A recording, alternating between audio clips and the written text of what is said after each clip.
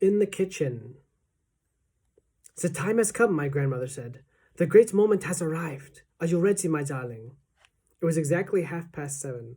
Bruno was in the bowl finishing that fourth banana. Hang on, he said. Just a few more bites. No, my grandmother said. We've got to go. She picked him up and held him tight in her hand. She was very tense and nervous. I had never seen her like that before. I'm going to put you both in my handbag now, she said, but I shall leave the clasp undone. She popped Bruno into it first. I waited, clutching the little bottle to my chest. Now you, she said. She picked me up and gave me a kiss on the nose. Good luck, my darling. Oh, by the way, you do realize you've got a tail, don't you? A what? I said. A tail, a long curly tail. I must say that never occurred to me, I said. Good gracious me, so I have. I can see it now. I can actually move it. It is rather grand, isn't it? I mention it only because it might come in useful when you're climbing around in the kitchen, my grandmother said. You can curl it around and you can hook it onto things and you can swing from it and lower yourself onto the ground from high places. I wish I'd known this before, I said. I could have practiced using it. Too late now, my grandmother said. We've got to go. She popped me into her handbag with Bruno, and at once I took up my usual perch in the small side pocket so that I could poke my head out and see what's going on. My grandmother picked up her walking stick, and out she went into the corridor to the lift. She pressed the button, and the lift came up, and she got it. There was no one in there with us. Listen, she said. I won't be able to talk to you much once we're in the dining room. If I do, people will think I'm dotty and talking to myself. The lift reached the ground floor and stopped with a jerk. My grandmother walked out of it and crossed the lobby to the hotel and entered the dining room. It was a huge room with gold decorations on the ceiling and big mirrors around the walls. The regular guests always had their tables reserved for them, and most of them were already in their places and starting to eat their suppers. Waiters were buzzing about all over the place, carrying plates and dishes. Our table was a small one beside the right-hand wall about halfway down the room.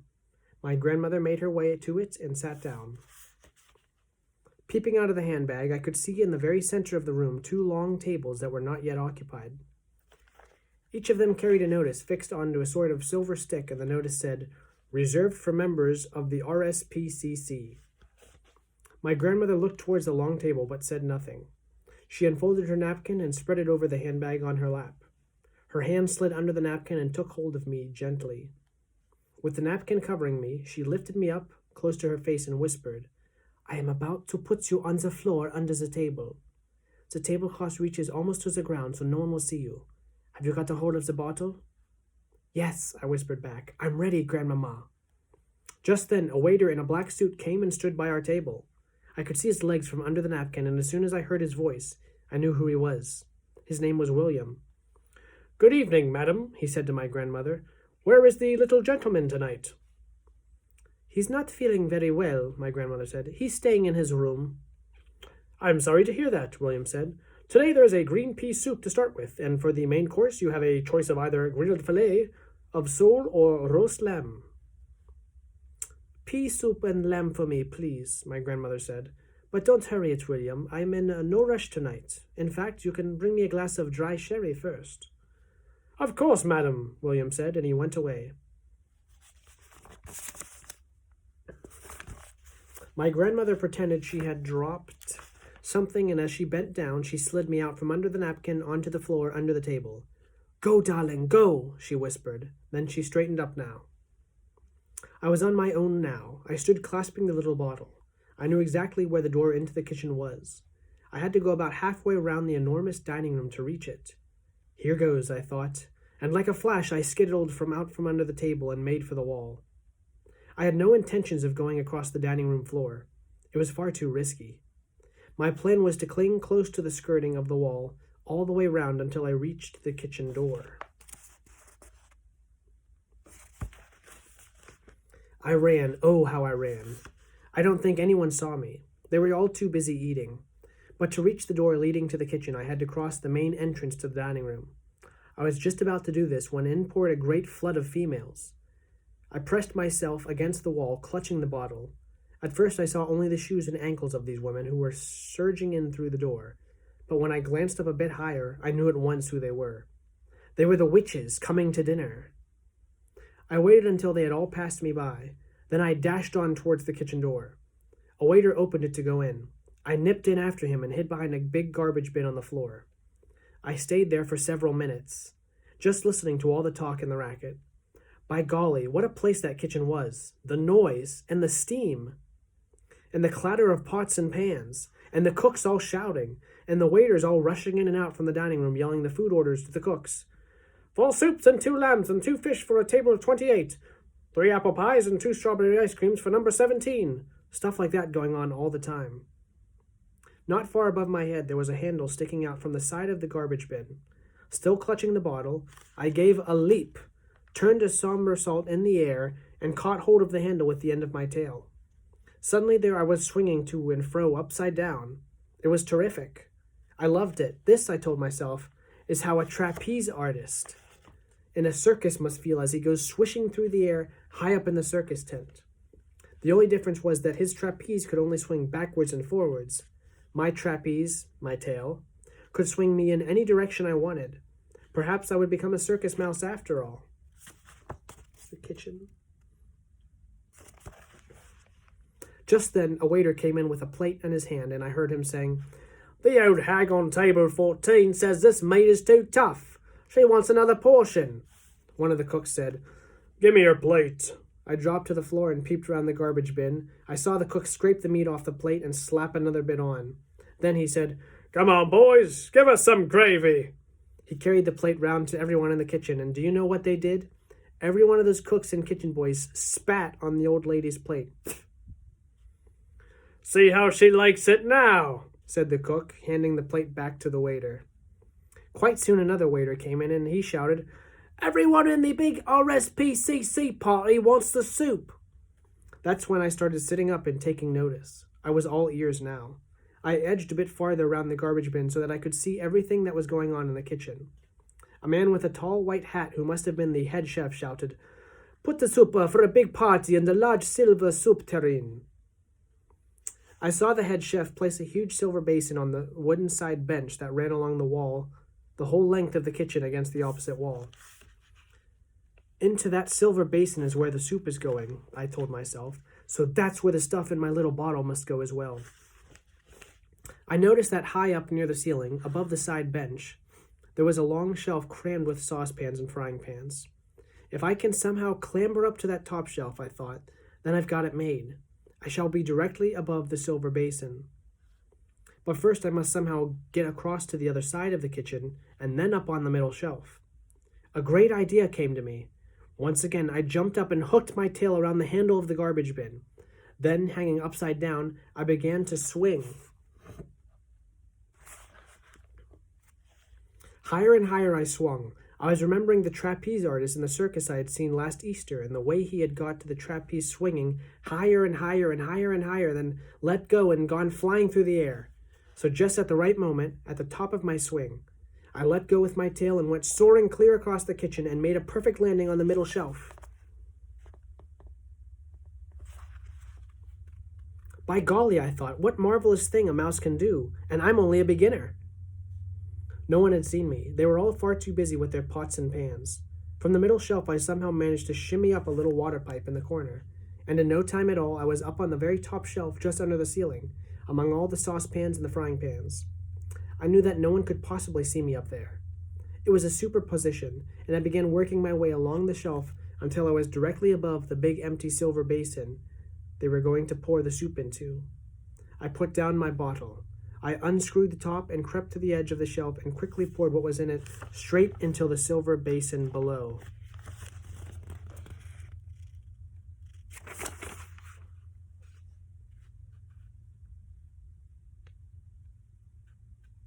The next moment, one of the cooks came along with a gigantic saucepan of steaming green soup and poured the whole lot of it into the silver basin.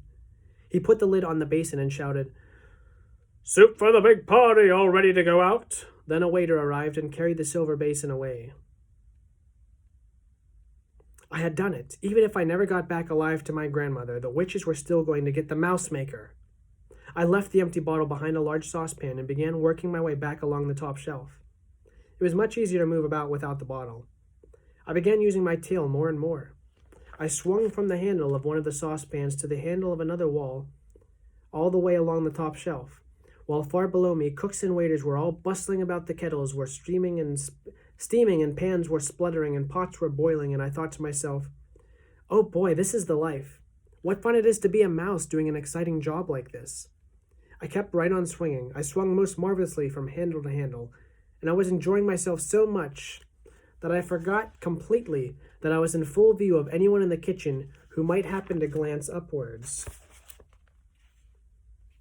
What came next happened so quickly I had no time to save myself. I heard a man's voice yelling, "A mouse! Look at that dirty little mouse!" And I caught a glimpse below me of a white-coated figure in a tall white hat, and then there was a flash of steel as the carving knife whizzed through the air, and there was a shoot of pain at the end of my tail, and suddenly I was falling head first towards the floor. Even as I fell, I knew just what had happened. I already knew that the tip of my tail had been cut off, and that I was about to crash onto the floor, and everyone in the kitchen would be after me. "A mouse!" they were shouting. "A mouse! A mouse! Catch it quick!" I hit the floor and jumped up and ran for my life. All around me there was big black boots going stamp, stamp, stamp, and I dodged around them, and I ran and ran and ran, twisting and turning and dodging and swerving across the kitchen floor. "Get it!" they were shouting. "Kill it! Stamp on it!" The whole floor seemed to be full of black boots stamping away at me, and I dodged and swerved and twisted and turned and swerved and twisted and turned, and then in sheer desperation, hardly knowing what I was doing, wanting only a place to hide, I ran up the trouser leg of one of the cooks and clung to his sock. "Hey!" the cook shouted. "Jeepers creepers, he's got up my trouser! Hold on, boys, I'll get him this time!" The man's hands began slapping at the trouser leg, and now I really was going to get smashed if I didn't move quickly. There was only one way to go, and that was up. I dug my little claws into the hairy skin of the man's leg and scuttled upwards, higher and higher, past the calf, past the knee, and onto the thigh. "Holy smoke!" the man was yelling. "It's going all the way up! It's going right up my leg!" I heard shrieks of laughter coming from the other cooks, but I can promise you I wasn't laughing myself. I was running for my life. The man's hands were slapping all around me, and he was jumping up and down as though he was standing on hot bricks, and I kept climbing and I kept dodging, and very soon I reached the very top of the trouser leg, and there was nowhere else to go. "Help, help, help!" the man was screaming. "It's in my knickers! It's running round in my flaming knickers! Get it out! Someone help me get it out!" "Take off your trousers, you silly slob!" someone else shouted. "Pull down your pants and we'll soon catch him!" I was in the middle of the man's trousers now, in the place where the two trouser legs meet, and the zip begins. It was dark and awfully hot in there. I knew I had to keep going. I dashed onward and found the top of the other trouser leg. I went down it like greased lightning and came out to the bottom of it, and once again I was on the floor.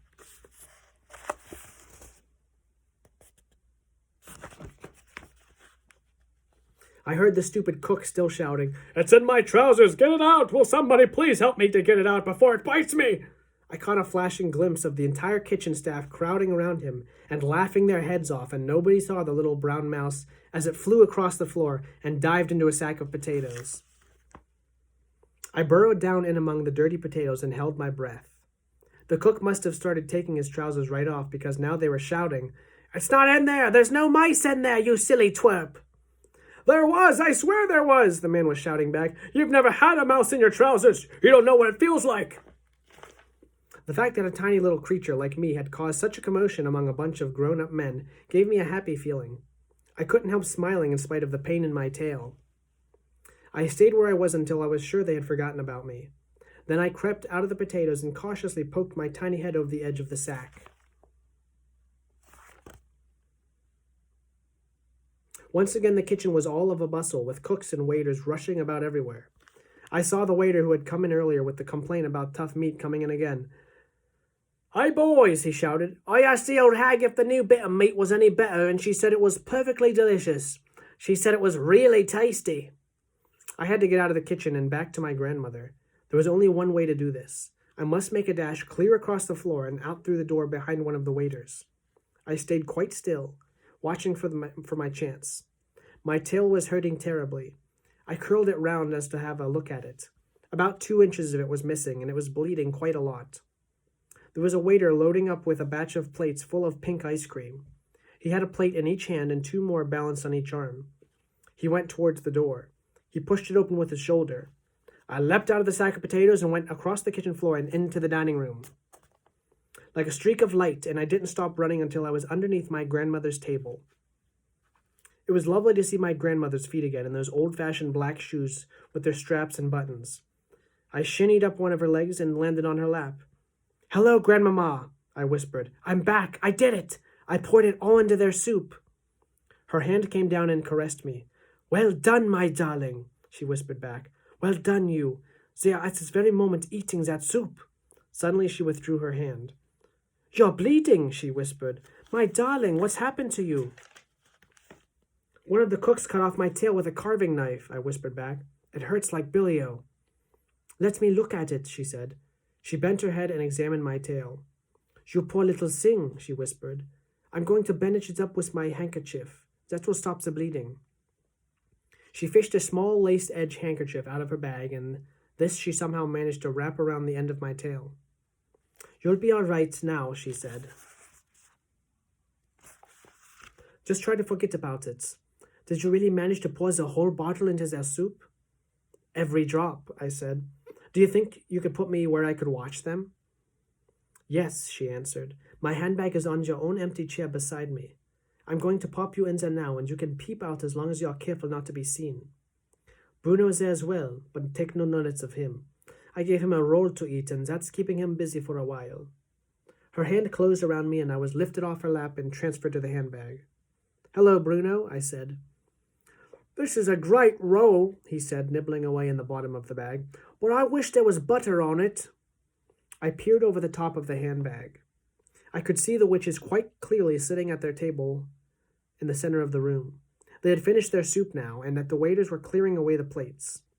My grandmother had lit up one of her disgusting black cigars and was puffing smoke over everything.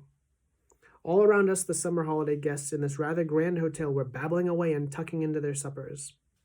About half of them were old people with walking sticks, but there were also plenty of families with a husband, a wife, and several children. They were all well-to-do people. You had to be if you wanted to be able to stay in the Hotel Magnificent. "That's her, Grandmama," I whispered. "That's the Grand High Witch." "I know," my grandmother whispered back. "She's the tiny one in black, sitting at the head of the nearest table." "She could kill you," I whispered. "She could kill anyone in this room with her white-hot sparks." "Look out," my grandmother whispered. "The waiter's coming." I popped down out of sight, and I heard William saying, "Your roast lamb, madam. And which vegetable would you like? Peas or carrots?" "Carrots, please," my grandmother said, "but no potatoes." I heard the carrots being dished out. There was a pause. Then my grandmother's voice was whispering, "It's all right. He's gone." I popped my head up again. "Surely no one will notice my little head sticking out like this," I whispered. "No," she answered. "I don't suppose they will. My problem is I've got to talk to you without moving my lips." "You're doing beautifully," I said. "I've counted the witches," she said. "There aren't nearly as many as you thought. You were just guessing, weren't you, when you said 200? "It just seemed like 200, I said. "I was wrong too," my grandmother said. "I thought there were a lot more witches than this in England." "How many are there?" I asked. 84, she said. "There were 85, I said, but one of them got fried." At that moment, I caught sight of Mr. Jenkins, Bruno's father, heading straight for our table. "Look out, Grandmama," I whispered. "Here comes Bruno's father."